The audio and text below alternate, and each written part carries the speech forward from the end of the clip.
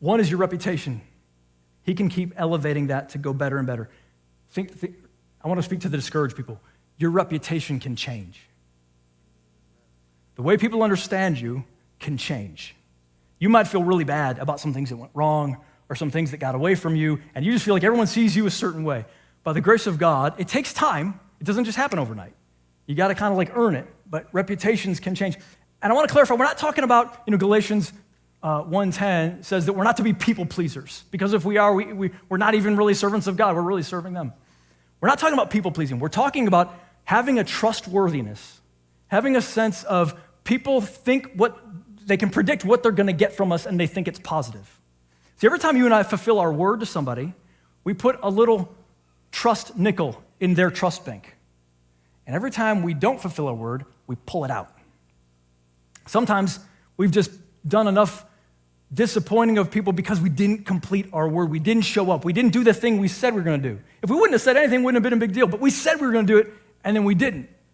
That's a reputation that you and I might have. God wants us to have the kind of reputation because of Jesus. Their yes is yes and their no is no.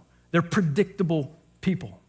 They're predictable with not only their word, they're predictable. You kind of get to know what they can do. See, it's interesting to me, they picked the 7 people that they picked probably because out of all those people they could have picked, they're like, I think not only are these guys full of wisdom and full of the Spirit, I think that they would be good at this. Like there's something about them because they only put them in charge of that task. I don't know if you noticed that in the text. They put them in charge of that task. It wasn't like these folks were in charge of everything from there on out. They said, these guys are going to be good at this, so let's put them in front of it. What that means is, guys, what are you good at? You want a reputation for being good at that. Sometimes we want to be good at 8 things that other people are good at, and we need to narrow that focus. Pick the 3 that you're good at, because that's probably what God wants you to do. And as you're faithful, meaning that you don't jump out there, you don't say, hey, everybody look at me, I can do this. Sometimes you have to inform people of that just to give them an understanding, but most of the time when we jump out and oh, look at me, God he's going to oppose that, dude. That's self-promotion. He's going to say, great, go to the back of the table, and I'll raise you up when I'm ready. You take the last place, and I'll make sure you get where you're supposed to get. But that doesn't mean don't crush it right now. That doesn't mean be great, don't be great at it. You should be great at it. Dude, rock it, crush it, do it.